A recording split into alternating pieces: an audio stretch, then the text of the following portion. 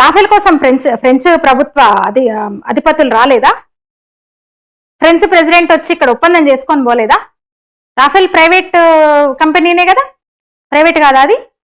America వాడు వస్తలేడా బోయింగ్ల కోసం? మా దగ్గర ఉన్న యుద్ధ విమానాలు కొనండి, బోయింగ్లు కొనండి మీరని అమ్ముకోవడానికి, వాడు సామాన్ అమ్ముకోవడానికి వస్తలేడా? అవన్నీ ప్రైవేట్ కంపెనీలు రాలేదా? ఎంతమంది వచ్చారు? అమెరికా ప్రెసిడెంట్లు చాలా మంది వచ్చారు. బిజినెస్ జరగలేదా? అవి ప్రైవేట్ కంపెనీలు కాదా? ఇంగ్లాండ్ వాడు రావట్లేదా మా కొనండి అని, మా వస్తువులు కొనండి అని?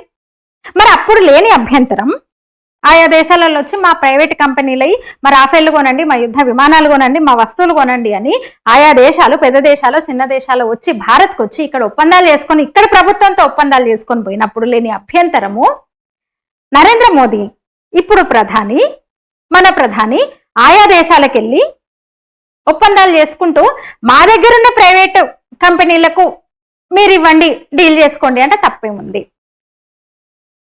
అసలు చైనా ప్రైవేట్ వాళ్ళ వల్లే ఆ దేశం డెవలప్ అయింది, ఆ దేశాలన్నీ డెవలప్ అయినాయి, చైనా కూడా డెవలప్ అయింది. ప్రైవేట్ ఇన్వెస్ట్మెంట్స్ తోనే చైనా డెవలప్ అయింది. కానీ మనకి ఇదేం కర్మ అసలు? ఈ దరిద్రులు తెల్లారులేస్తే ఈ ప్రభుత్వం ఏం చేసిన అభ్యంతరాలు చెప్తారు. కమ్యూనిస్ట్ కంట్రీనే కదా చైనా, కమ్యూనిస్ట్ కంట్రీనే కదా చైనా. మరి అక్కడ ఆ కంట్రీ ప్రైవేట్ కంపెనీలను అంతా ప్రోత్సహిస్తూ ఉంటే ఇక్కడ ఎందుకు ఏడ్పులు? ప్రైవేట్ ఇన్వెస్ట్మెంట్స్ మీద ఎందుకు ఏడుస్తారు? కాంగ్రెస్ అంతే, కమ్యూనిస్టులు అంతే. అసలు ఏంది మీ భావజాలం ఏంది అసలు?